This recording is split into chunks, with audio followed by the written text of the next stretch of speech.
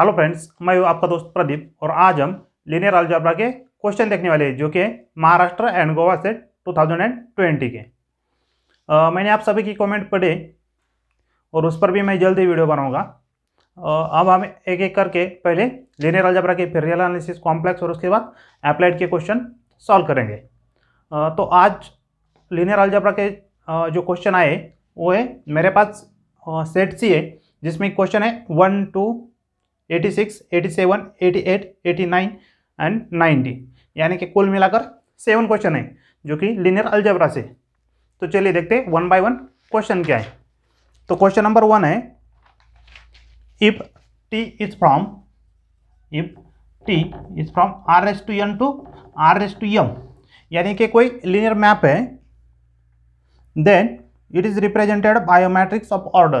तो ये जो मैप है r raised to n to r raised to m, तो मैट्रिक्स कौन सी रिप्रेजेंट करता है? तो मैट्रिक्स कौन सी रिप्रेजेंट करेगा? तो कौन से मैट्रिक्स रिप्रेजेंट करेगा ये?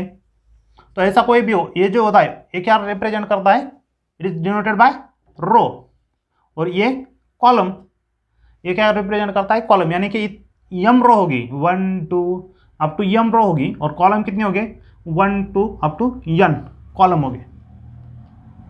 तो हम क्या रिप्रेजेंट करते हैं? रोज इंटू कॉलम, यानी कि m क्रॉस n। तो इसका ऑप्शन ए सही होगा, m क्रॉस n। अगर इसकी डायमेंशन पूछी जाती, तो यहाँ पर d भी सही होता। अगर इनका मल्टीप्लिकेशन ले लें तो इसका डायमेंशन कितनी आएगी? m into n। डायमेंशन कितनी होगी? m इंटू n, या फिर n इंटू m भी ले सकते हैं। सो क्वेश्चन कैसा है? यहाँ पर सिर्फ हमें ऑर्डर रिप्रेजेंट कौन सी हो सकती है, तो ऑर्डर यहाँ पर m क्रॉस n ही हो सकती है। तो इसका आंसर है ये। तो इसके बाद क्वेश्चन नंबर 2 है, let v be a finite dimensional vector space. एक v दिया गया है जिसकी डायमेंशन क्या है? फाइनाइट है, और r, और ये किस पर है? Over r। And t is, और एक t दिया गया है जो कि है linear span of v। If lambda is an eigen values of t, अगर कोई लैम्बडा आइगन वैल्यू है इस t की, then which of the following statement is false. तो नीचे दिया गया हुआ कौन सा स्टेटमेंट फॉल्स है? तो यहां पर हमें तो एक बात मालूम है, अगर लैम्बडा आइगन वैल्यूज है किसी भी मैट्रिक्स ए का, तो क्या होता है? a माइनस लैम्बडा आई। अगर इसका डिटरमिनेंट ले ले तो ये हमेशा 0 होता है। तो हमेशा क्या होता है? 0 होता है। तो इस वजह से इसका जो डी ऑप्शन है, यहाँ पर एक ही जगह पर यहाँ टी दिया गया है, तो हम क्या करेंगे? तो यहाँ से टी माइनस लैम्बडा आई, ये क्या बन जाएगा? 0 बन जाएगा। So determinant of T minus lambda is equal to 0 हो गया। तो डी ऑप्शन तो सही है, तो ये हम नहीं चूज कर सकते। उसके बाद में सी है, rank of T minus lambda. अगर इसका डिटरमिनेंट 0 हो जाए, determinant t minus lambda i is equal to 0, यानी कि ये सिंगुलर मैट्रिक्स हो गए। इसका डिटरमिनेंट क्या हो गया? 0 हो गया, यानी कि ये जो टी माइनस लैम्बडा ये क्या हो गए? सिंगुलर हो गए। अगर इसका डिटरमिनेंट 0 हो गया तो ये मैट्रिक्स क्या हो जाएगा? सिंगुलर हो जाएगा। अगर ये सिंगुलर हो गया तो इसकी रैंक क्या है? ओरिजिनल मैट्रिक्स के कम हो जाएगी। So rank of T minus lambda I ये कम हो जाएगी, किससे? डायमेंशन ऑफ वी से। इसके जो डायमेंशन है वी की, उससे कम से एक नंबर तो यहाँ से कम ही मिल जाएगा। रैंक इसकी क्या है? कम ही मिल जाएगी। तो इस वजह से ऑप्शन सी हमारा सही है, यानी कि हम यहाँ पर चूज नहीं कर सकते सी। यानी कि अगर हम एग्जांपल देखें, टी इज इक्वल टू 1 0 0 2, तो यहाँ से आइगन वैल्यूज क्या बनती है? आइगन वैल्यूज हो गई 1 2। आइगन वैल्यूज क्या हो गया? ऐसे 2। अगर हम लैम्बडा इज इक्वल टू 1 भी रखे या 2 रखे, उससे कोई फर्क नहीं पड़ता है। तो यहाँ पर क्या मिल जाएगा? तो यहाँ से अगर ये टी माइनस लैम्बडा आई को सॉल्व करेंगे तो क्या मिल जाएगा? टी हमारा ये 1 0 0 2 minus lambda is equal to 1 है, तो आइडेंटिटी मैट्रिक्स हो जाएगा। तो ये क्या? 1 माइनस 1 0 0 0 और 2 माइनस 1 1। तो इसकी रैंक क्या है? इसकी रैंक 1 है, लेकिन ओरिजिनल रैंक क्या है? ओरिजिनल रैंक 2 है। So rank of T minus lambda I less than dimension of V. आ रहा है समझ में? अब आगे वाले देखते हैं ऑप्शन। ऑप्शन ए क्या है, kernel of T minus lambda is non zero. तो पहले समझिए कर्नल ऑफ टी यानी कि क्या, तो कर्नल ऑफ टी यानी कि क्या है, यहां पर ऐसे एक्स लेंगे हम such that T of x क्या होना चाहिए, जीरो होना चाहिए। टी ऑफ एक्स क्या होना चाहिए, जीरो होना चाहिए। तो यहां से तो यहां क्या करना है हमें, kernel of T minus lambda I निकलना है। टी माइनस लैम्डा है, लैम्डा यानी क्या है, कोई भी आइगन वैल्यू। तो यही अगर टी माइनस लैम्डा है हमारा, ये आ गया, तो इसके लिए हम क्या करेंगे, हम 0 0 0 1 ऐसे एक्स वाई यहाँ से हम निकालेंगे जो जीरो को मैप करते हो, जो कि जीरो को मैप करते हो। तो एक्स और वाई की वैल्यू क्या आएगी, यहाँ से अगर इसको सॉल्व किया तो 0 into x plus 0 into y is equal to 0, और यहाँ से 0 into x plus 0 into sorry 0 नहीं, यहाँ पर 1 into y is equal to 0। तो यहाँ से क्या बने, y इज इक्वल टू 0, और x की आप कोई भी वैल्यू रख सकते हैं। या देखिए x कोई भी रखा, y इज इक्वल टू 1 रखा तो 0 ही बन जाएगा ये। तो यहाँ से भी y इज इक्वल टू 0 रखा, x कुछ भी रखिए तो ये 0 बन जाएगा। So y is equal to 0 and x is any real number. तो ये क्या बनना, x0, नंबर कौन सा बना, x0। क्या इसे हम 0 राइट कर सकते हैं? तो इसका कर्नेल क्या हुआ, kernel of T minus lambda i is equal to x0, या फिर 0y भी दूसरे आइगन वैल्यू से निकाल सकते हैं। सो यहाँ से बना है x0। तो क्या ये 0 है, इट इज नॉन जीरो, ये 0 नहीं है, ये क्या है, नॉन जीरो है। So option kernel of T minus lambda A भी सही है। तो कौन सा गलत हुआ, ऑप्शन बी यहाँ पर गलत हुआ, यानी kernel of T minus lambda i is equal to 0। क्या ये सही है, ये देखिए यहाँ पर नॉन जीरो आ गया, तो ये 0 नहीं आ सकता। सो इस वजह से ऑप्शन बी जो है हमारा वो करेक्ट है। यहाँ पर हम ऑप्शन बी राइट करेंगे। आ रहा है समझ में? चलिए अब देखते हैं आगे वाला क्वेश्चन। तो क्वेश्चन नंबर 86 है। यहाँ पर हमें 3 ट्रांसफॉर्मेशन दिए गए और हमें क्या चेक करना है यहाँ से, which of this maps are linear. तो इसमें से नीचे दिए, इसमें से जो दिए गए T1 T2 और T3, तो उसमें से कौन सा लीनियर है। तो यहाँ पर T1 क्या है, T1 x y z is equal to x plus 1 y z. अगर ऐसा कोई भी कांस्टेंट किसी भी वेरिएबल में अगर ऐड होता हो तो always it is non linear है। ये मैप कैसा है, नॉन लीनियर मैप है। लीनियर मैप किसे कहते हैं हम, t of x plus y is equal to एक वेक्टर है, या फिर यहाँ पर हम यू ही ले देते हैं, u plus v is equal to क्या होना चाहिए, t of u plus t of v होना चाहिए, तभी हम इसे लीनियर कहेंगे। या फिर इसे कांस्टेंट में भी मल्टीप्लाई किया तो भी हो जाता है, यानी कि t of alpha u plus beta v is equal to alpha t u plus beta t v. ये कंडीशन सेटिस्फाई होनी चाहिए, तभी हम इसे क्या कहेंगे, लीनियर मैप कहेंगे। तो अगर कहीं पर भी अगर आपको ऐसे मल्टीप्लाई मिलता है, ये कभी भी होल्ड नहीं हो सकता। या फिर हम चलो देखते हैं यू वी को हम दो वेक्टर को सेटिस्फाई कर देते हैं। तो दो वेक्टर यू को हम ले लेंगे 1 0 0 और वी को हम ले लेंगे वी इज इक्वल टू 0 1 0। तो अगर हमने टी ऑफ इसका एडिशन किया तो क्या मिल जाएगा, दोनों का एडिशन u प्लस वी, यहाँ से u प्लस वी क्या है, ये u प्लस वी मिल जाएगा 1 1 0। तो ये क्या हो जाएगा 2, यहाँ से 1 0 और ये टी ऑफ u मिल जाएगा हमें, टी ऑफ u यानी कि u की वैल्यू रख देंगे 1 0 0, तो ये मिल जाएगा 2 0 0। यहाँ से टी ऑफ, ठीक है, ये ऐसे राइट करेंगे, टी ऑफ वी यानी कि 0 1 0 क्या मिल जाएगा हमें 1 1 0। अगर दोनों को ऐड किया जाए तो इन दोनों को ऐड किया तो मिलेगा 3 1 0। तो t of u plus v क्या मिला 3 1 0 और t of u plus v क्या मिला यहाँ से 2 1 0। क्या ये दोनों इक्वल है, ये दोनों इक्वल नहीं है, तो इस वजह से T1 क्या हुआ हमारा, T1 नॉन लीनियर। ये क्या हुआ, नॉन लीनियर। तो यहाँ पर ए में भी टी है, बी में भी टी है और डी में भी टी है, तो बचा ऑप्शन सिर्फ एक ही है, सी। ऐसे भी आप राइट कर सकते हैं। या फिर अगर ए नहीं है तो आप T2 के लिए भी चेक कीजिए। अगर आपको लगता है T2 कैसे, अगर मल्टीप्लाई हुआ तो भी लीनियर मैप नहीं हो, तो अगर कभी भी उसमें क्या है, multiply t of x y z, क्या है यहाँ पर एक्स वाई और जेड, अगर ऐसा मल्टीप्लाई हुआ तो भी कभी भी मैप लीनियर नहीं हो सकता। आप चाहे तो इसी से ही हम प्रूव करके देख लेते हैं।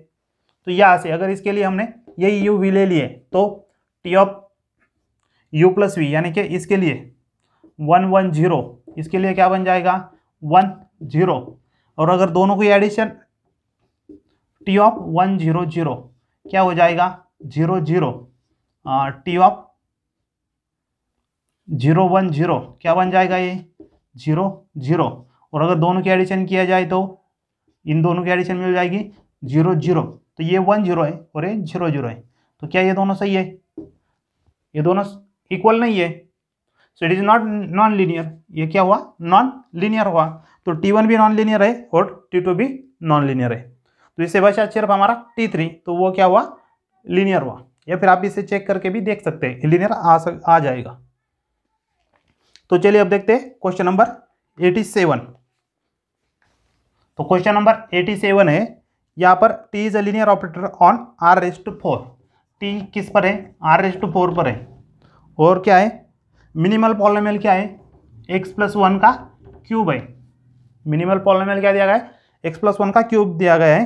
Then which of the following statement is true, तो इसमें से कौन सा ट्रू है, T इज डायगोनलाइजेबल और R, T क्या डायगोनलाइजेबल है और R, तो इसकी मिनिमल पॉलिनोमियल x+1 क्यूब है, तो क्या इसका डायगोनलाइजेबल हो सकता है और R के लिए नहीं हो सकता, क्योंकि यहां पर x इसके क्या होने चाहिए, मिनिमल पॉलिनोमियल में रिपीटेड फैक्टर नहीं होने चाहिए। क्या है, रिपीटेड फैक्टर नहीं होने चाहिए, या फिर जो भी मिनिमल पॉलिनोमियल है उसमें प्रोडक्ट ऑफ लीनियर पॉलिनोमियल हुआ, प्रोडक्ट ऑफ लीनियर पॉलिनोमियल हुआ, तभी हम उसे डायगोनल कहेंगे। तो यहाँ पर क्यूब है, इस वजह से ए तो रॉन्ग हो गया। उसके बाद P, तो T इज नीलपोटेंट, तो T इज नीलपोटेंट हो सकता है क्या, नीलपोटेंट यानी कि T⁴n = 0, T⁴n = 0 हुआ, तो इसका कैरेक्टरिस्टिक पॉलिनोमियल क्या होता है, x⁴n = 0। तो इस अगर कैरेक्टरिस्टिक पॉलिनोमियल है तो इससे मिनिमल पॉलिनोमियल बन ही नहीं सकता, तो ये नीलपोटेंट हो ही नहीं सकता। उसके बाद में T इज ट्राइंगुलेबल और R, ठीक है, ये हो सकता है ट्राइंगुलेबल, और D characteristic polynomial of T is x+1 cube. अगर T हमारा R⁴ है तो कैरेक्टरिस्टिक पॉलिनोमियल में 4 होना चाहिए, इसमें कैरेक्टरिस्टिक पॉलिनोमियल क्या हो चाहिए, और एक x आना चाहिए। यहाँ पर 3 है, x³ है, x⁴ होना चाहिए, तभी वो क्या बन जाएगा, कैरेक्टरिस्टिक पॉलिनोमियल बन जाएगा। या फिर आइगन वैल्यू से सिर्फ 3 निकालेगी, हमें 4 आइगन वैल्यू चाहिए। आ रहा है समझ में, तो इसी वजह से ये इसका कैरेक्टरिस्टिक पॉलिनोमियल कभी नहीं हो सकता, ये जो है ये कैरेक्टरिस्टिक पॉलिनोमियल नहीं हो सकता, इस वजह से डी भी रॉन्ग है। तो बचा ऑप्शन सिर्फ सी है, टी इज अ ट्राइंगुलेबल। ट्राइंगुलेबल यानी कि अगर कोई भी मैट्रिक्स हो जिसके सिर्फ अपर साइड में एलिमेंट हो और नीचे यहाँ पर 0 0, तो इसे हम ट्राइंगुलेबल कहेंगे। तो ऐसा ही इससे ऐसा कुछ मैट्रिक्स हो सकता है।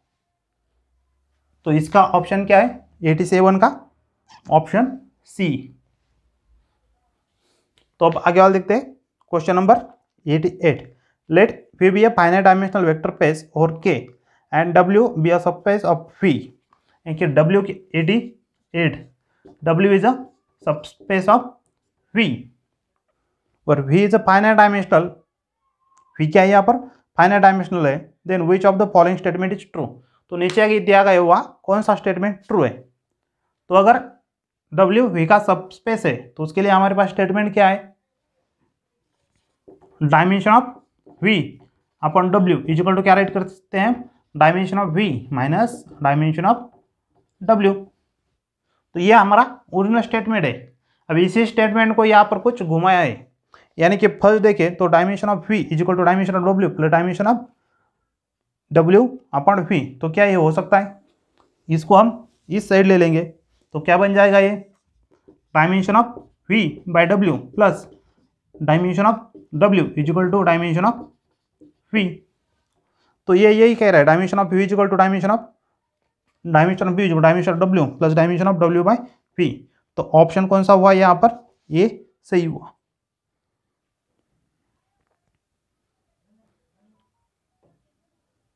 सॉरी ऑप्शन नहीं है, ऑप्शन सी यहाँ पर, ऑप्शन सी करेक्ट हो जाएगा। ए में क्या दिया गया है, W अपॉन V दिया गया है, तो ये गलत है। कौन सा होना चाहिए, V बाय W।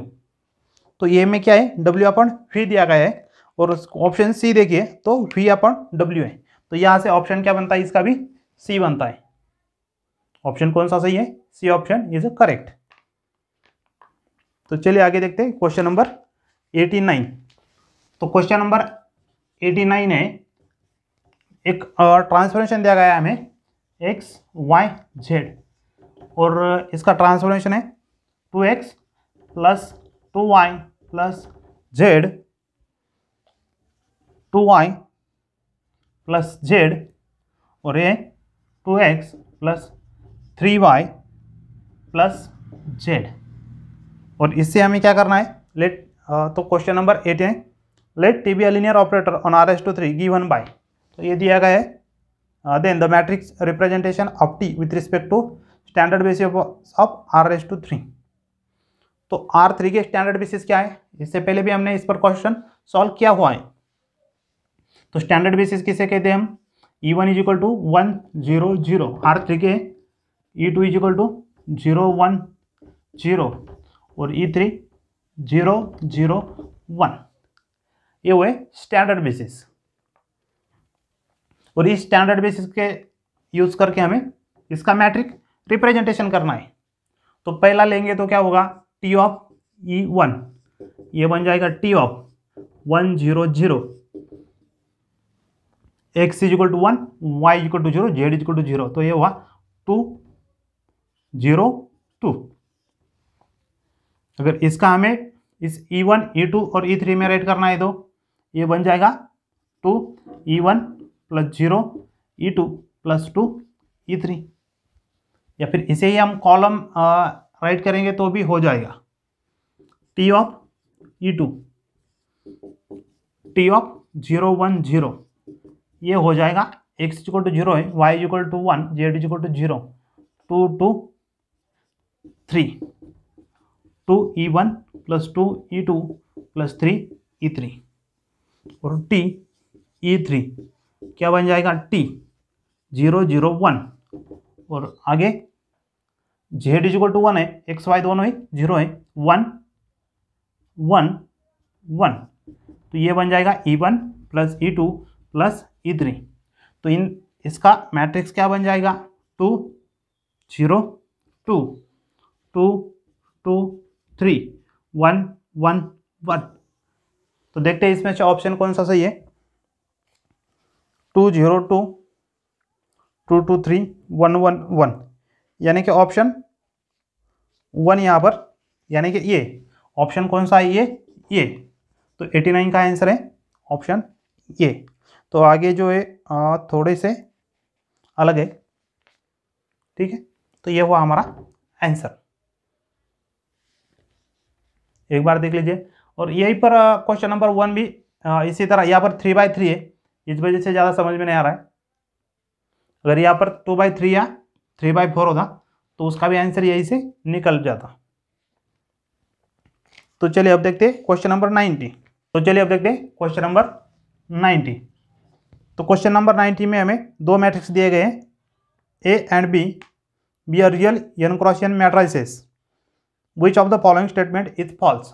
तो नीचे दिया गया हुआ कौन सा स्टेटमेंट फॉल्स है, हमें यहाँ से पहचानना है। तो कौन सा स्टेटमेंट यहाँ पर तो ए बी सी डी जो चारों ही स्टेटमेंट दिए गए उसमें कॉन्ग्रुएंट मैट्रिक्स पर है। तो what is mean by congruent matrix? Matrix A and B are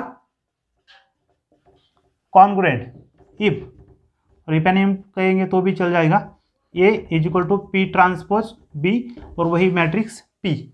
अगर ऐसा कोई इक्वेशन सेटिस्फाई होता है, यहाँ पर अगर कोई ऐसा पी मैट्रिक्स एग्जिस्ट हो जाए, तो अब ए और बी को क्या कहेंगे? Congruent matrix. तो if A inverse and B inverse are congruent then so are A and B. अगर ए इनवर्स और बी इनवर्स अगर कॉन्ग्रुएंट हुए तो ए और बी क्या कॉन्ग्रुएंट हो सकते हैं? तो ये हो सकते हैं। एक इसे आप सॉल्व भी करके देख सकते हैं, या फिर हमारे पास एक रिजल्ट भी है। अगर दो मैट्रिक्स n क्रॉस n के हुए, यानी कि दोनों ही सेम रैंक के मैट्रिक्स हुए, दोनों ही सेम रैंक के मैट्रिक्स हुए, तो दोनों क्या होते हैं? कॉन्ग्रुएंट मैट्रिक्स होते हैं। या फिर यहाँ से ये inverse is equal to P transpose b inverse p, ऐसा है। तो हम क्या करेंगे? ए सी या बी से मल्टीप्लाई कर देंगे, तो ये बन जाएगा identity is equal to a p transpose. तो यहाँ से हमें मालूम है इसका इस दोनों पर ही मल्टीप्लाई नहीं होता है, यहाँ पर मल्टीप्लाई हो जाता है बी इनवर्स पी। अब हम इस साइड से बी से मल्टीप्लाई कर देंगे, तो ये बन जाएगा b is equal to P transpose a, b inverse b cancel हो जाएंगे। सो ए और बी क्या हो गए? यहाँ से कॉन्ग्रुएंट हो गए। यानी कि अगर ए इनवर्स और बी इनवर्स कॉन्ग्रुएंट है तो ए और बी भी कॉन्ग्रुएंट बन जाएंगे। उसके बाद में if A transpose and B transpose are congruent then so are A and B. अगर यहाँ से ए हमारा n क्रॉस n है और बी भी n क्रॉस n है, तो ए ट्रांसपोज भी क्या बन जाएगा? n क्रॉस n बन जाएगा, और बी ट्रांसपोज भी n क्रॉस n बन जाएगा। ठीक है, इस पर हम बाद में देखेंगे। C if both a and B are congruent to the identity matrix then they are congruent. यानी कि क्या कह रहा है? ये is congruent to P transpose identity p, और बी भी क्या है? इसी पे कॉन्ग्रुएंट है, तो ये इज इक्वल टू बी, यही से बन गए। सो हमारा सी भी सही है। ये both a and b have the same rank then they are congruent. अगर ए और बी की रैंक सेम है तो वो कॉन्ग्रुएंट हो जाएंगे। तो ये हमारा रिमार्क ही है, तो इस वजह से ए भी हो गए। यानी कि ए सी और डी ये तीनों क्या हो गए? सही हो गए। तो यहाँ से गलत कौन सा हो गया? If A transpose and B transpose are congruent then so are A and B. तो अगर हमारे पास A transpose is equal to P transpose B transpose P है, तो इससे हम A is equal to P transpose B P ऐसा नहीं कह सकते। ये मुमकिन नहीं है, क्योंकि हमने इसे अगर इनवर्स में मल्टीप्लाई किया या किसी से यहाँ पर हम मल्टीप्लाई भी नहीं कर सकते, या फिर ए से मल्टीप्लाई किया तो भी हमें कोई रिजल्ट नहीं निकलेगा। तो इस वजह से ये हम नहीं कह सकते इससे, it does not employs this. ठीक है, तो इसके लिए कौन सा ऑप्शन है? तो यहाँ से बनता है ऑप्शन बी। ठीक है, इसे एक बार चेक कर लीजिए और देखिए क्या होता है रिजल्ट। देखा? तो ये थे लीनियर अलजेब्रा के कुछ क्वेश्चन जो आए थे MS set 2009। Thank you for watching this video. अगर आपको वीडियो अच्छी लगे तो प्लीज़ लाइक एंड शेयर करना ना भूलिए।